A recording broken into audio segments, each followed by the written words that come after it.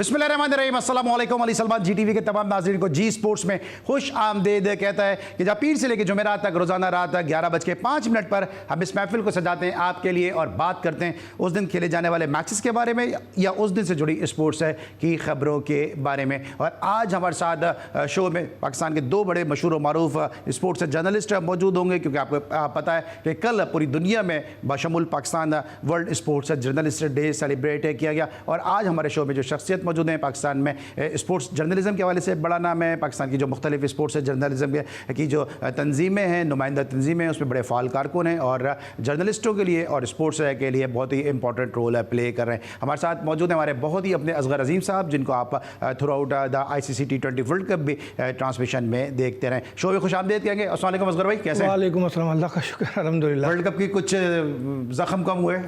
जख्म कम हुए, जख्म तो ताज़ा हो रहे हैं। ताज़ा हो रहे हैं। और राइट, इनके जख्मों को भी ज़रा मजीद करे देंगे, लेकिन सबसे पहले प्राइम का फॉर्मेट आज की टॉप स्टोरीज।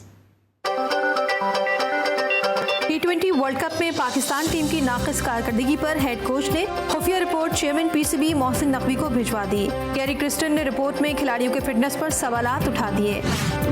इस वक्त मेरी नजरें पाकिस्तान के खिलाफ टेस्ट सीरीज पर मरकूज हैं, अभी इससे आगे की मनसूबाबंदी नहीं कर रहा शकीबुल हसन। पाक भारत सीरीज का फैसला दोनों बोर्ड को मिलकर करना है, हमें पाक भारत बाहमी सीरीज और सह फरीकी सीरीज के लिए मुआवनत करने के लिए तैयार है Nick Hockley. World championship of legend 2024 का इंग्लैंड में आगाज होगा। ICC ने T20 की नई रैंकिंग जारी कर दी। ऑलराउंडर्स में हार्दिक पांड्या ने पहली पोजीशन पर कब्जा जमा लिया। जर्मनी में जारी यूरो कप के क्वार्टर फाइनल लाइनअप मुकम्मल। हॉलैंड और तुर्की भी फाइनल 8 में जगह बनाने में कामयाब। जुमे के क्वार्टर फाइनल में जर्मनी का मुकाबला स्पेन से होगा। एशियन टीम स्नूकर चैंपियनशिप में पाकिस्तान का शानदार आगाज। इब्तिदाई रोज पाकिस्तान ने दूसरा मैच जीतकर नॉकआउट राउंड में जगह बना ली। जी नाज़रीन, थी आज की टॉप स्टोरीज। आपने टॉप स्टोरीज में देखा कि पाकिस्तान के कोच गैरी क्रिस्टन ने अपनी रिपोर्ट जो है वो चेयरमैन PCB को जमा करा दी है। और गैरी क्रिस्टन ने अपनी इस रिपोर्ट पे क्या कहा, इस हवाले से एक रिपोर्ट है, आइए पहले वो देखते हैं। खाया पिया कुछ नहीं, गिलास तोड़ा 12 आना। T20 वर्ल्ड कप में जो कुछ हुआ वो सब ने देखा। क्रिकेट के अहम इवेंट में टीम पाकिस्तान क्यों फेल हुई, नाकिस कारकर्दगी की वजह क्या थी, खिलाड़ियों के डिसिप्लिन, सोच और खेल से आगाही कितनी थी, खिलाड़ियों की फिटनेस कैसी थी। हेड कोच गैरी क्रिस्टन ने खुफिया report chairman PCB Mohsin Naqvi को भिजवा दी। जराये के मुताबिक हेड कोच ने रिपोर्ट में खिलाड़ियों की फिटनेस पर सवालात उठा दिए, टीम की नाकिस कारकर्दगी की वजूहात तफसीली तौर पर बयान कर दी। के मुताबिक रिपोर्ट में वही पॉइंट्स हैं जिसका गैरी क्रिस्टन ने अपनी तकरीर में जिक्र किया था। उन्होंने टीम में बेहतरी लाने के लिए तजावीज भी दी हैं। जरा के मुताबिक रिपोर्ट्स की रोशनी में मोहसिन नकवी बोर्ड, ओहदेदारान और साबिक क्रिकेटर से मुशावरत भी करेंगे। खिलाड़ियों के मुस्तकबिल से मुताल्लिक फैसले भी होंगे। सीनियर मैनेजर वहाब रियाज भी चंद रोज कबल अपनी रिपोर्ट जमा करा चुके हैं। T20 वर्ल्ड कप में पाकिस्तान टीम पहले ही राउंड में बाहर हो गई थी। कौमी टीम को भारत और अमेरिका ने बदतरीन शिकस्त दी थी। जी नाज़रीन, गैरी क्रिस्टन ने अपनी रिपोर्ट जमा करा दी है, जिसमें जो की पॉइंट है वो ये है कि खिलाड़ी की फिटनेस के हवाले से जो है सवालात उठाए गए हैं। क्योंकि जब टीम यहाँ से गई थी उससे पहले ही जो है वो काकुल में ट्रेनिंग करने के बाद गई थी, उसमें सबका ये कहना था कि खिलाड़ी की फिटनेस जो है वो बड़ी ज़बरदस्त है। लेकिन अब जो है वो खिलाड़ी की फिटनेस के हवाले से सवालात उठा दिए गए। असगर भाई से आगाज़ करते हैं ज़रा इसी मुद्दे से। असगर भाई, ये जो जब टीम गई है, आपको पता है काकुल में एक फिटनेस ट्रेनिंग कैंप लगा, सबने बड़े बुलंदो बांग बयान दिए कि भाई फिटनेस बड़ी ज़बरदस्त है, टीम बड़ी फिट जा रही है, लेकिन अब फिटनेस पर ही सवालात उठ गए। देखिए अली भाई, सबसे बड़ी बात तो ये कि काकुल में जो कैंप लगा था उसका PCB ने तो खुद मजाक बना दिया था और उसको गैर संजीदगी के तौर पे लिया गया था। जिस तरीके से PCB की जानिब से वीडियोस जारी की जा रही थी और तंज़ो मिज़ाह हंसी मजाक का जो एक माहौल वो क्रिएट कर रहे थे, और जिस तरीके से आज़म खान को टारगेट करके जो है उन्होंने एक अजीब सा माहौल क्रिएट किया था, तो उसका रिजल्ट तो यही आना था। मुझे नहीं मालूम कि काकुल में उनकी ट्रेनिंग किस लेवल पर हुई, क्योंकि ज़ाहिर है वो फौजी तो नहीं है जो उनके उस लेवल पर ट्रेनिंग होगी। ज़ाहिर है उनके लिए एक अलग से फॉर्मेट बना होगा और उस फॉर्मेट में उन्होंने संजीदा या गैर संजीदा क्या रवैया रहा ये तो बेहतर बता सकेंगे काकुल वाले। लेकिन हमारे यहाँ चूँकि हमेशा से फिटनेस के मामले में चोरी का जो है एक अमल रहता है, वो अपनी बातों को छुपाते हैं और अपनी फिटनेस को छुपाते हैं, तो जिसकी वजह से जो है मामला सामने आते हैं। और फिर ख़ुद बाबर आजम फिटनेस जो लेवल है उसके वो मुखालिफ हैं और उन्होंने ही जो है वो फिटनेस का जो फाइनल टेस्ट होता था, जो एक मेयार था, उस मेयार को कम कराया और अपने लोगों को जो है वो बख्शने के लिए, उनको आगे ले जाने के लिए, साथ रखने के लिए, उन्हें टीम में रखने के लिए जो है उन सारे उन्होंने मामला ख़राब किए। तो मेरा ख्याल है कि इस यहाँ कहीं भी जो है कोई ग्रुप जो है यहाँ पे काम कर गया और फिटनेस लेवल वो नहीं हो सकी जो कि होनी चाहिए, तो जो कि वर्ल्ड कप की रिक्वायरमेंट थी। और गैरी क्रिस्टन जैसा बंदा इस पे बात कर रहा है। पहली बात तो ये है अली भाई कि गैरी क्रिस्टन की रिपोर्ट खुफिया है या आया है, ये बात मेरी समझ में नहीं आई, क्योंकि लफ्ज़ अगर खुफिया इस्तेमाल होता है तो फिर रिपोर्ट में क्या है हमें नहीं मालूम। ये सब वो बातें हैं जो हम वर्ल्ड कप के दिनों से ये चीज़ें कर रहे हैं। और गैरी क्रिस्टन की जो बातें इस रिपोर्ट के हवाले से दी जा रही है वो टीम से गुफ्तगू के दौरान ड्रेसिंग रूम में वो सारी बातें कर चुके हैं और बाद में उन्होंने इस बात की तरदीद भी की थी कि मैंने कोई सोशल मीडिया पे बयान नहीं दिया। तो अब देखना यह है कि खुद बोर्ड क्या करता है। बोर्ड इस रिपोर्ट को, अगर ये सारी बातें हैं और ये सच है, और हमें तो खैर सच ही लगती हैं क्योंकि हम तो सारी चीज़ें वॉच करते रहे, तो बोर्ड का अपना रोल क्या होगा, बोर्ड इसमें क्या किरदार अदा करता है, अब ये देखना है। ठीक है, बोर्ड का क्या रोल होगा, बोर्ड क्या किरदार अदा करता है, ये सबके सभी मुंतज़िर हैं कि सर्जरी किस तरह से होती है, सर्जरी होगी, पोस्टमार्टम होगा, ये देखना होगा। लेकिन साथ साथ एक और भी बड़ी चीज़ है कि वो सवाल जिस तरह असगर भाई ने भी कहा, जिस तरह हम सब भी बात करते हैं कि वो सवाल जो सबके ही अजहान में मौजूद हैं। लेकिन हमारे यहाँ प्रॉब्लम ये है कि हम शायद मरीज़ को देख रहे हैं, मर्ज़ को ख़त्म करने की कोशिश नहीं कर रहे। अगर फिटनेस की प्रॉब्लम है तो फिर PCB के मीडिया, जो PCB का जो मेडिकल डिपार्टमेंट है उस पर बड़े सवाल उठते हैं। जो फिजिकल ट्रेनर PCB के साथ एसोसिएट हैं उस सिस्टम के वाले से बड़े सवाल उठते हैं कि उस काबिल नहीं थे जब भी काकुल में ट्रेनिंग कराई गई, इनको फिट किया जाए, ना आप फिट कर सके ना काकुल की ट्रेनिंग फिट कर सकी, तो फिर फिटनेस कहां से आएगी। ब्रेक लेके वापस आते हैं, असगर भाई हमारे साथ मौजूद होंगे और एक और ज़बरदस्त स्पोर्ट्स जर्नलिस्ट भी हमें ज्वाइन करेंगे। मिलते हैं छोटे से ब्रेक के बाद।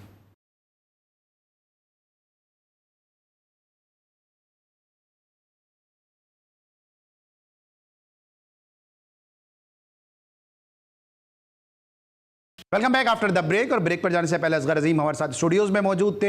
असगर अजीम हमें कंटिन्यू करेंगे, लेकिन हमें टेलीफोन लाइन पे ज्वाइन किया पाकिस्तान के एक और इंतहाई senior and seasoned sports journalist ने, जो बहुत ही उम्दा बोलते हैं, बोल्ड बोलते हैं, ब्लंट बोलते हैं, और जो इनकी गुफ्तगू की जो ख़ास बात है, जो एक अलग खासियत है इनकी, वो है इनके लहजे में कि जो एक शाइस्तगी और साथ साथ उसके जो चाशनी है, जिस तरह अपनी शीरी बयानी की वजह से ये मशहूर हैं और खुल के गुफ्तगू करते हैं। आज हमारे साथ आप मौजूद हैं पाकिस्तान के senior sports journalist Shahid Hashmi साहब, शो में खुश आमदेद कहते हैं। अस्सलाम वालेकुम शाहिद भाई, कैसे हैं आप?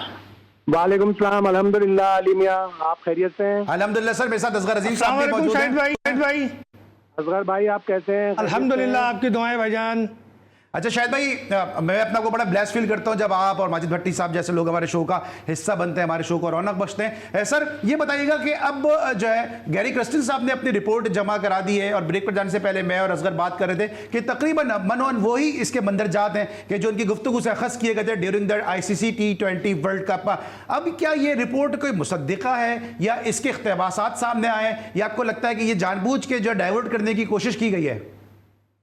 नहीं, हेड कोच तो अपनी रिपोर्ट देता है, सीनियर मैनेजर ने भी दी, हेड कोच ने भी दी, और इसके मंदरजात जो आ रहे हैं सामने तकरीबन वही होंगे, इसलिए कि गैरी क्रिस्टन ने जो एक दो साउथ अफ्रीकन जर्नलिस्ट से बात की और मेरी उनसे जो बात हुई, वो यही कह रहे हैं कि गैरी काफ़ी डिसहार्टेड हुआ। उसको ये अंदाज़ा नहीं था कि ये टीम इस कदर बुरा खेलेगी, इस कदर करीब आके मैच हारेगी और अपने पोटेंशियल पर नहीं खेलेगी, यूनिटी के साथ नहीं खेलेगी। वो सारी चीज़ें उन्होंने अपनी रिपोर्ट में भी बयान की होंगी, और फिर जब वो ज़ाहिर है चेयरमैन पाकिस्तान क्रिकेट बोर्ड से बात करेंगे या मिलेंगे तो सॉल्यूशंस भी बताएंगे। अगर गैरी क्रिस्टन 2 साल जो उनका टेन्योर है वो रह गए, या 3 साल जो भी उनका टेन्योर रह गए, तो वो यकीनन पाकिस्तान की टीम में तब्दीलियाँ लाएंगे, इसलिए कि वो बड़े कोच हैं, उनका बड़ा नाम है, उनको अपनी जो रेपुटेशन है उसकी भी साख का भी ख्याल करना होगा। ठीक है, लेकिन जिस तरह खिलाड़ियों के हवाले से उनकी रिपोर्ट है कि जो सियाक और सवाक सामने आ रहे हैं, क्या मैनेजमेंट के हवाले से भी उन्होंने कोई बात की है? क्योंकि मैनेजर, सीनियर मैनेजर, उसके बाद वही लोग आके शिकायत कर रहे हैं कि खिलाड़ी डिसिप्लिन की पाबंदी नहीं कर रहे थे, तो फिर ये काम किसका था डिसिप्लिन मेंटेन करना? क्योंकि जो हमारे सीनियर मैनेजर थे वो तो सारे उनकी पार्टी, सारे फंक्शन, सारी कवालियाँ, $25 के बस तस्वीर सारी तो वही अरेंज कर रहे थे। कुछ ज़ाहिर है ऑफ फील्ड प्रॉब्लम्स भी हैं, उनको भी एड्रेस करना पड़ेगा, और सीनियर मैनेजर ने जो रिपोर्ट दी है, फिर ज़ाहिर है एक दूसरे मैनेजर भी थे मंसूर राना, वो भी लॉजिस्टिक्स की और दूसरी जो टीम की डिसिप्लिन है उसके बारे में रिपोर्ट देंगे।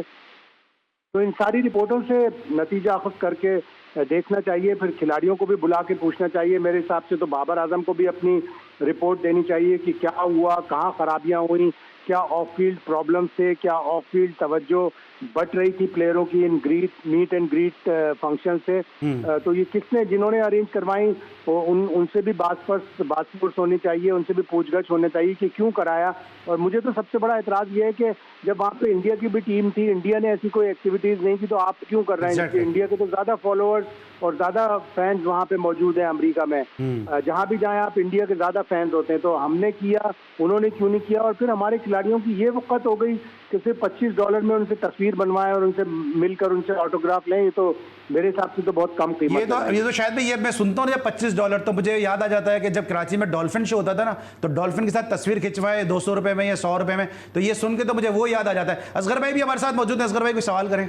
शाहिद भाई, 6 तारीख को बोर्ड का इजलास है और इतने बड़े डिजास्टर्स के बाद एजेंडे में वर्ल्ड कप कहीं भी नहीं है, ना उसकी कारकर्दगी पे बात है, ना इंग्लैंड के अगेंस्ट सीरीज, ना आयरलैंड के अगेंस्ट और ना ही न्यूजीलैंड के अगेंस्ट। तो आपको नहीं लगता कि ये वक्त ज़ाया करने वाली बात है या कारकर्दगी पे पर्दा डालने वाली बात है? तो अगर भाई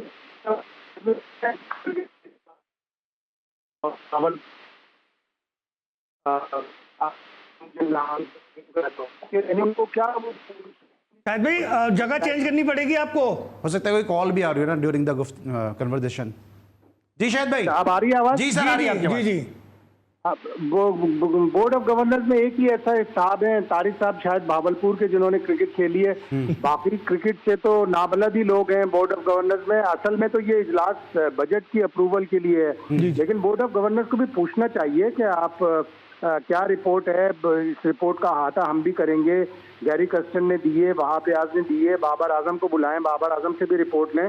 तो बोर्ड ऑफ गवर्नर्स का पूरा हक तो बनता है, उनको भी पूछना चाहिए कि वर्ल्ड कप की कारकर्दगी को भी इस एजेंडे में रखा जाए। बिल्कुल ठीक है। तारिक साहब की बात करें, मुझे याद है कि मैंने इनका मैच भी कवर किया है। तारिक साहब पर जो डिफेंस स्टेडियम में भावलपुर से खेले, मोहम्मद यूसुफ ने जिस मैच में भावलपुर को रिप्रेजेंट किया, उसमें भी ये उनके टीम मेट थे। अच्छा सर, आपको लगता है कि ये अब इस हवाले से, चले रिपोर्ट आ गई गैरी कर्स्टन की, लेकिन ये पीसीबी की खामोशी क्या बता रही है कि बाबर आजम भी कोई बात करने को तैयार नहीं है? चले ठीक है, माजरत ना करें कौन से, हकायक तो बताए ना, लेकिन बाबर आजम तो उनकी वीडियोज़ आ रही हैं कि वो बड़ी ज़बरदस्त एक लाविश किस्म की गाड़ी चलाते हुए जा रहे हैं, सीना तान के जो है वो NCA के अंदर ट्रेनिंग करते नजर आ रहे हैं। कोई जो है नदामत नहीं है, कोई खजालत नहीं है, कोई शर्मिंदगी नहीं है। इसी तरह दूसरे प्लेयर भी जो है वो आराम से पब्लिक गैदरिंग के अंदर जा रहे हैं। बिल्कुल ऐसा ही है। और बाबर आजम के जो एजेंट हैं और दूसरे प्लेयरों के जो एजेंट हैं, वो ये सारे काम करते हैं। सोशल मीडिया पे ऐसी वीडियो डाल देते हैं कि ऑल इज वेल, कोई चीज़ खराब नहीं हुई और प्रैक्टिस शुरू हो गई है। भाई किस चीज़ की प्रैक्टिस है? पहले आप आके प्रेस कॉन्फ्रेंस तो करें, पहले आप अपनी रिपोर्ट तो दें, पहले पाकिस्तान क्रिकेट बोर्ड को जाके बताएं तो कि क्या हुआ, कौन सी खराबियां थी, क्या वजूहात थी कि हम जीते हुए मैच 2 हार गए अमेरिका से और फिर भारत से। तो इसकी वजूहात बयान करें इससे पहले कि दोबारा प्रैक्टिस शुरू करें। प्रैक्टिस में अभी टाइम है आपको, अगस्त में टेस्ट मैच खेलने बांग्लादेश से, तो अभी से इसकी वीडियो और ये सारी चीज़ें अपलोड ना करें, बल्कि पहले बताएं, एक प्रेस कॉन्फ्रेंस करें कि हाँ जी हमारे से ये गलतियाँ हुई, हम इसकी माजरत करते हैं। इससे अच्छा कम से कम रिजवान की तरह एक्सेप्ट तो करें, जिस तरह रिजवान ने खुले दिल से एक्सेप्ट किया कि भाई तनकीद जो जायज़ है और हमें सुनना होगी, ये बात है, कम से कम इतना तो कर सकते हैं। हाँ बिल्कुल, ऐसी एक प्रेस कॉन्फ्रेंस करनी चाहिए जिसमें वजूहात बयान करनी चाहिए कि जी हमसे ये गलतियाँ हुई और हमसे अच्छी परफॉर्मेंस नहीं हुई। हम कह के तो बड़ी बड़ी बातें गए थे कि 2021 में सेमीफाइनल, 2022 में फाइनल, तो 2024 में टाइटल। तो टाइटल तो क्या, आप तो सुपर 8 में भी नहीं जा सके। तो अच्छा शायद भाई हम आपको आलमी स्पोर्ट्स राउंड अप में, अखबार वतन में पढ़ के और सुन के हमारी जनरेशन बड़ी हुई है, और शायद हम स्पोर्ट्स जर्नलिज्म में या एंकरिंग में आने की एक वजह भी यही रही है कि इस टाइप के आपके जो आपकी तहरीर होती थी या प्रोग्राम होते थे। सर ये कभी आपने इतनी बेशर्मी, इतनी ढिठाई कभी आपने पाकिस्तान क्रिकेट में देखी जो इस दफ़ा देखने को मिली है? मुझे पिछले 6 महीने तो बहुत ही बुरा लगा है। मुझे इस कदर मायूसी हुई है पाकिस्तान क्रिकेट से।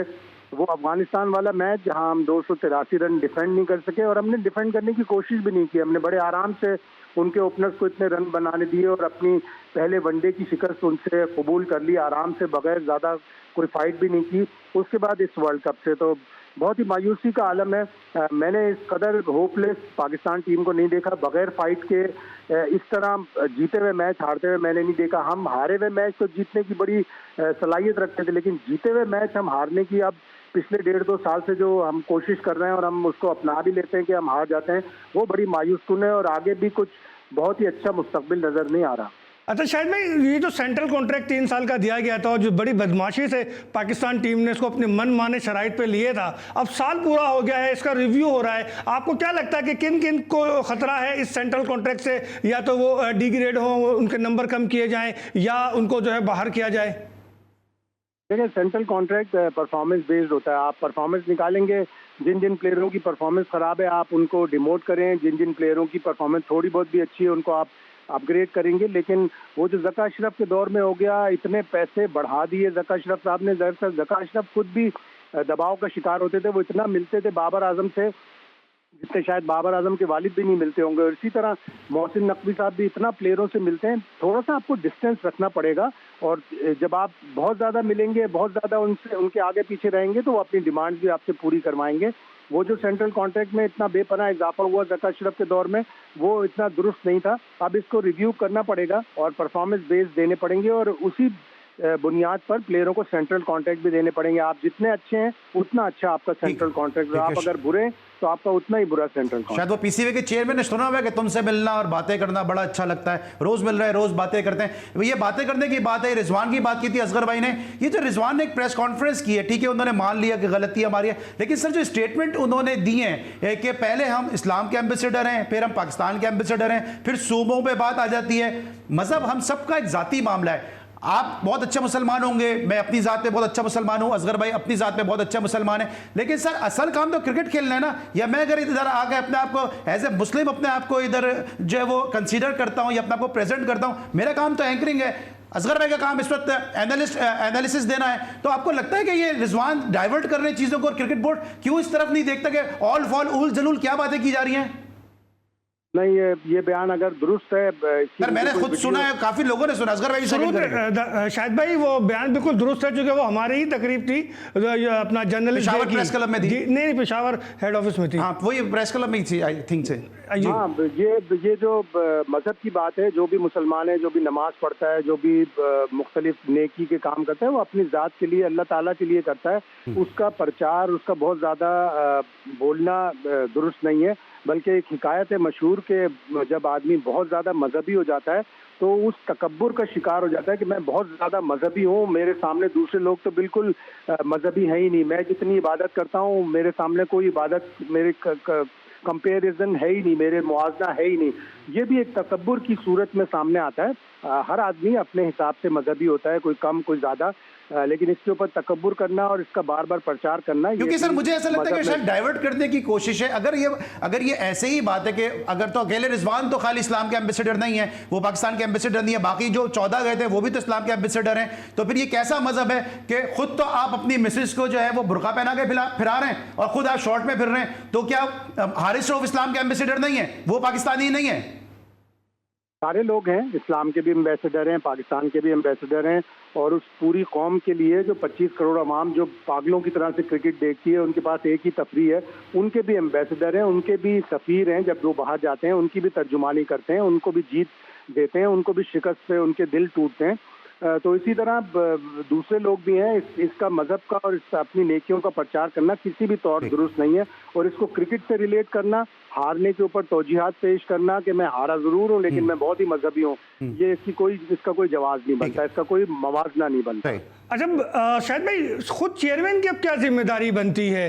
क्योंकि चेयरमैन तो अमेरिका में भी मौजूद थे, फाइनल देखने वेस्ट इंडीज़ भी गए, इंग्लैंड में भी मौजूद थे, और हर जगह वो टीम के साथ साथ पहुंच जाते थे। तो अब इनकी अपनी क्या जिम्मेदारी बनती है? सारी चीज़ें जो है एक मिस अंडरस्टैंडिंग हुई है, मिस हैंडलिंग हुई है, या चेयरमैन साहब बिल्कुल ना तजुर्बेकार हैं तो सारा उसकी वजह से हो गया?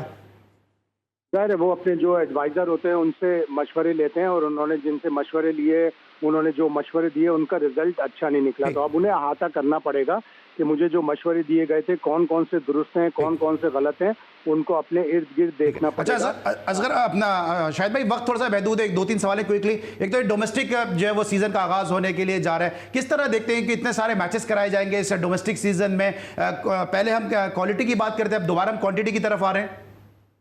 बिल्कुल, क्वालिटी हमें ज़्यादा चाहिए, क्वांटिटी ठीक है, पिछले मैचों से थोड़ी सी बढ़ा लें, लेकिन मैंने ये सुना है कि ये सीज़न अगर अगले साल अगस्त तक चलेगा तो फिर बैनुल-अक़वामी क्रिकेट तो इससे क्लैश करेगी बहुत ज़्यादा। और आपको अपनी क्रिकेट को इस कदर कंसाइज करना है, इस कदर मजबूत करना है कि उसी पीरियड में आपने ज़्यादा मैच भी कराने हैं और क्वालिटी को भी अटेंड करना है। अगर आप अगस्त तक लेके जाएंगे तो इंटरनेशनल क्रिकेट क्लैश करेगी, बहुत सी लीग्स खेलना चाहेंगे खिलाड़ी, और उस वजह से फिर टॉप खिलाड़ी अगर फर्स्ट क्लास क्रिकेट नहीं खेलेंगे तो फिर आपका मकसद खत्म हो जाएगा। एक लाइन बहुत अच्छी है पाकिस्तान क्रिकेट बोर्ड की, अगर वो अचीव कर पाए कि हम डोमेस्टिक क्रिकेट और इंटरनेशनल क्रिकेट के गैप को कम करना चाहते हैं, अगर ये हो जाए तो जबरदस्त बात होगी। ठीक है, चैंपियंस ट्रॉफी के हवाले से क्या कहेंगे? चैंपियंस ट्रॉफी के हवाले से इंडिया ने कहा है कि लाहौर को हमारा वेन्यू कर दिया जाए। साथ साथ इसी से एक और सप्लीमेंट्री क्वेश्चन भी है कि ऑस्ट्रेलिया ने भी कहा कि पाकिस्तान और जो इंडिया के दरमियान अगर सीरीज में कोई रुकावट है उसके लिए हम एक ब्रिज का किरदार अदा करने के लिए तैयार हैं। देखो, चैंपियंस ट्रॉफी में अभी वक्त है और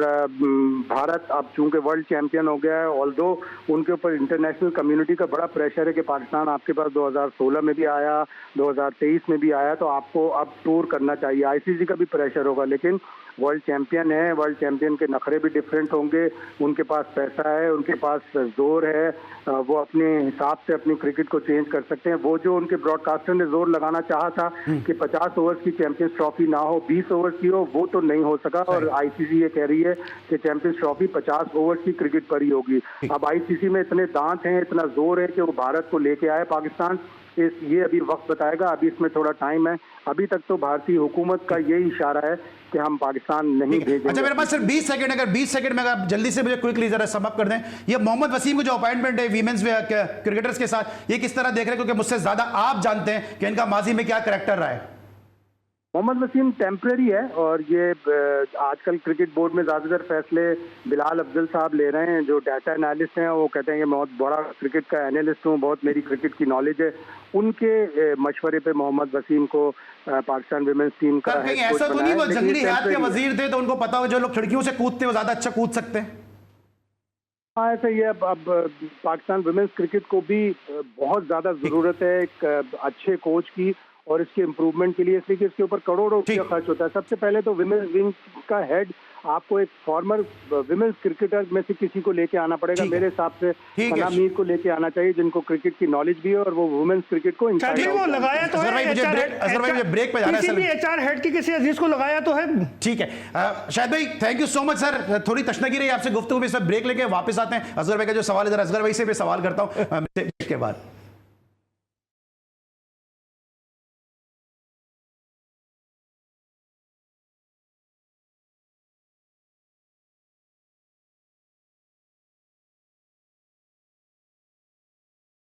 welcome back after the break. और ब्रेक पर जाने से पहले हम डिस्कस कर रहे थे पाकिस्तान क्रिकेट के मामलात के हवाले से, लेकिन पाकिस्तान की क्रिकेट बेहतर किस तरह से होगी? क्योंकि अभी एक आपको मालूम है कि पाकिस्तान का कंडीशनिंग कैंप लगा हुआ है नेशनल स्टेडियम कराची में, है कि जहाँ पे जो इंतजाम हैं, असगर भाई ने भी वहाँ पे कवर किया होगा, जो वहाँ पे इंतजाम किए जा रहे हैं, जो मैट्रेस की सूरत हाल है जहाँ पे खिलाड़ी डाइव कर रहे हैं, बहुत ही वर्स्ट है कंडीशन है। असगर भाई, हम शायद जिन जगहों पर हमें पैसा लगाना है वहाँ पर हम पैसा लगाते नहीं है, और जब पूरी दुनिया में जब ये फुटेज जारी होगी तो उससे पाकिस्तान का क्या इमेज जा रहा होगा?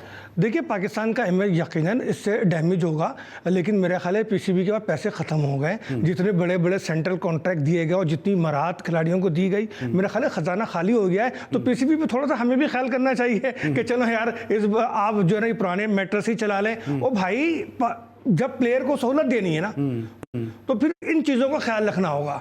पैसे के साथ बेशक पैसा दें, उसके साथ साथ बुनियादी चीज़ों को पूरा करें। खुदा ना करे अगर जो मैट्रेस इस कंडीशन में है कि उसका कोई स्प्रिंग निकल आए तो वो सोचे कि प्लेयर के साथ क्या सलूक होगा, फिर उस प्लेयर का क्या बनेगा। तो मेरा ख्याल है कि इसको बेहतर करना चाहिए। दूसरा, अली भाई, जो डोमेस्टिक क्रिकेट की बात हो रही है, आपको बताता चलूँ कि अब से 5 दिन पहले राना मसूद, जो कि वज़ीर-ए-आज़म के प्राइम यूथ प्रोग्राम के सरबराह हैं, उनके साथ एक मीटिंग हुई।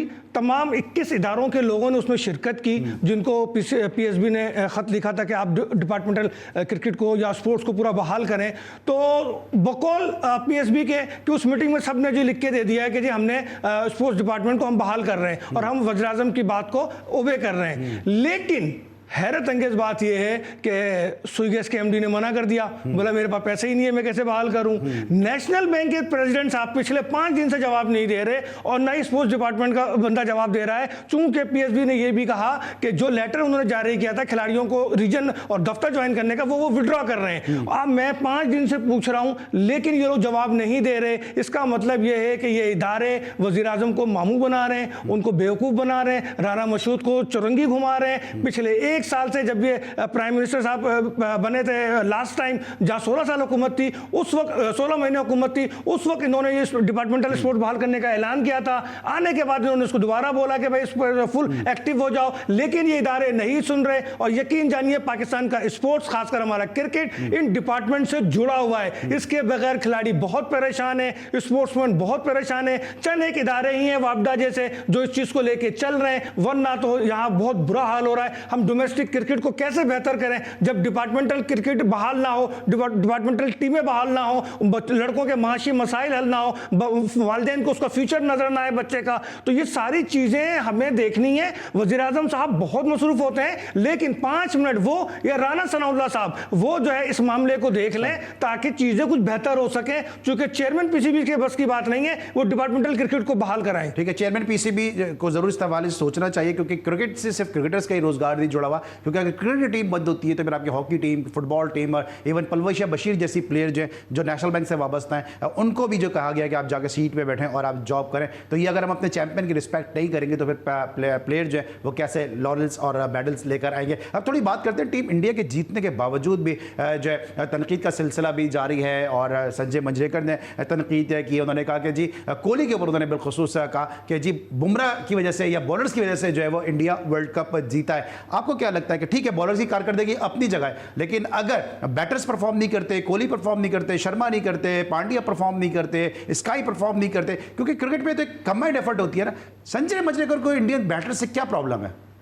देखिए संजय मेरे ख्याल है थोड़े से कोहली से जो है वो जेलस नज़र आते हैं और या उनकी शोहरत से शायद वो खुश नहीं है। बात यह है कि मैंने भी कोहली पे तनकीद की, कब तक की, जब 7 मैचों में आपने 75 रन बनाए थे तो वो तनकीद बनती थी। और आखिरी प्रोग्राम में हमने ये कहा था कि अगर फाइनल जीतना है तो शर्मा और कोहली को बैटिंग करनी होगी, उनको परफॉर्मेंस देनी होगी। याद है असगर भाई, आपने खाली कोहली पे तनकीद नहीं थी, जो कोहली की बात कर रहा था आपने उस पर भी बड़ी खुल गया। हाँ बिल्कुल बिल्कुल की थी, चूंकि देखे ना इतना बड़ा स्टार, इतना बड़ा किंग, अगर वो परफॉर्मेंस ना दे तो वो किंग नहीं रहता। लेकिन कोहली ने साबित किया कि वो बड़े मैच का बड़ा खिलाड़ी है। जब शर्मा नाकाम हुए तो कोहली कामयाब है और उनके 76 रन जो है वो बहुत ही काउंटेबल हैं। उनकी स्क्रीन क्रीज पर रहने की वजह से ही जो है इंडिया टीम स्कोर कर पाई। और फिर नो डाउट के अच्छी बॉलिंग की, नो डाउट उसका जो बोल्ड है, जिस तरीके से उसने बैट्समैन को पूरा लाइन मिस की है, मैं समझता हूं कि बहुत वर्ल्ड क्लास बॉल थी वो। लेकिन ये कह देना कि सिर्फ बॉलर्स की वजह से, ये नाइंसाफी है, ये ज्यादती है। कोहली का इस फाइनल के जीतने में उतना ही हाथ है जितना बॉलर्स का। ठीक है, और दूसरी तरफ वो कैच के हवाले से जो है बहुत ज्यादा बात की जा रही है कि जरा वो कैच नहीं था।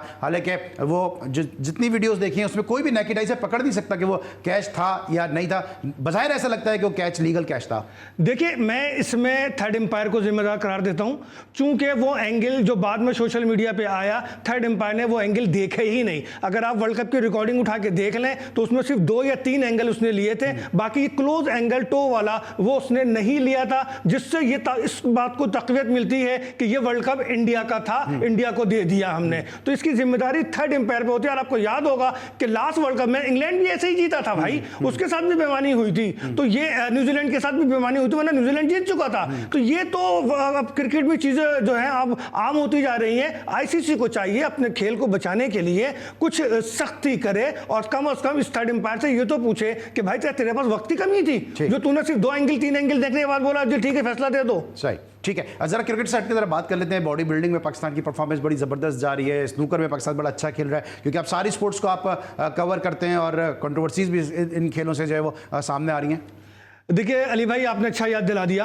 बात यह है कि हमारे यहाँ पाकिस्तान की तारीख में पहली बार शाहनवाज पुलिस कांस्टेबल है मोमिनाबाद थाने का, उसने पहली बार एशिया मिस्टर साउथ एशिया का टाइटल जीता।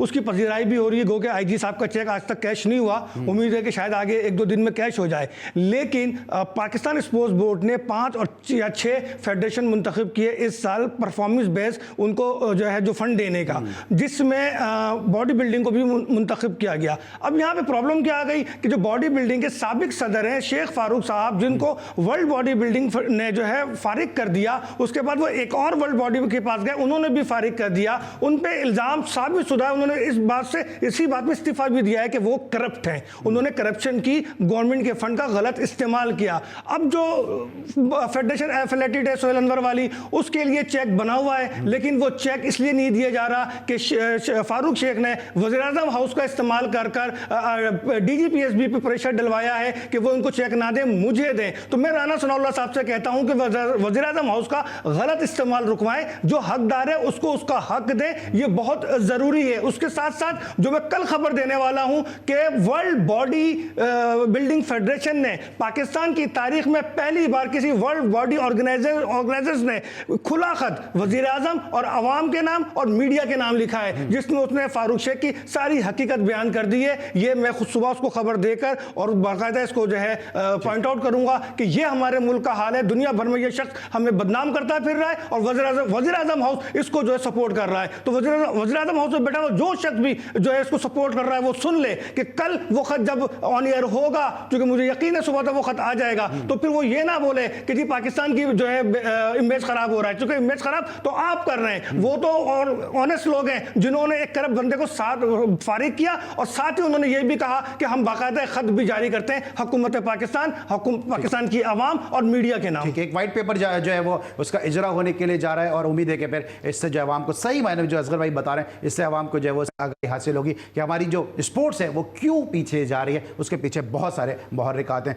ब्रेक के बाद आएंगे, इन्होंने करप्शन की बात की तो ज़रा एक और करप्ट की बात करते हैं। मिलते हैं छोटे से ब्रेक के बाद।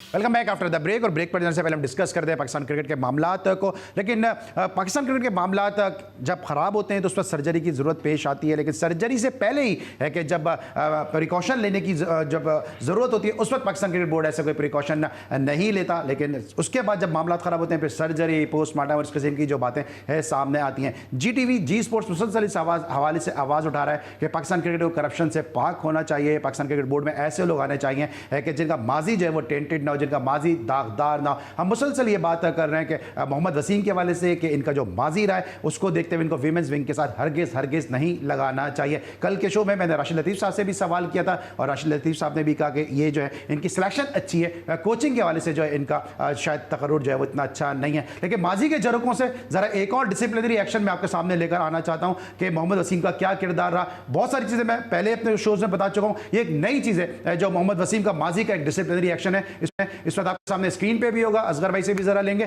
कि इतना इनडिसिप्लिन क्रिकेटर कि पाकिस्तान क्रिकेट बोर्ड अगर ये थोड़ा आहिस्ता चलाएंगे तो जरा मुझे पढ़ने में आसानी होगी, क्योंकि इस वक्त आपके सामने स्क्रीन पे भी है कि Pakistan Cricket Board deeply sads the incident of misconduct as reported in the case of Mohammad Wasim and reiterates that such strict disciplinary action of even more harsh आगे भी लिखा है like a lifetime ban shall be taken any cricketer played found reported of being involved in such kind of moral activities or otherwise।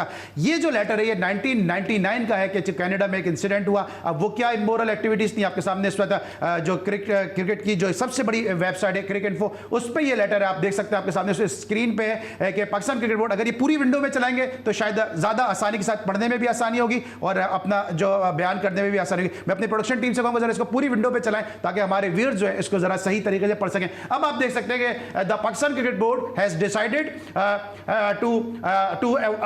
the Pakistan Cricket Board has decided to award following punishment to Test cricketer Mohammad Wasim: fine of ₹50,000, ban from playing one-day national matches, domestic domestic में इनके ऊपर ban करने के बाद की report the case of Mohammad Haseen रिटेड such strict disciplinary action of even more nature like life time ban की बात हुई है इस बंदे के ऊपर माजी में, और उसके बाद जो इनके ऊपर 50,000 रुपए जुर्माना भी हुआ।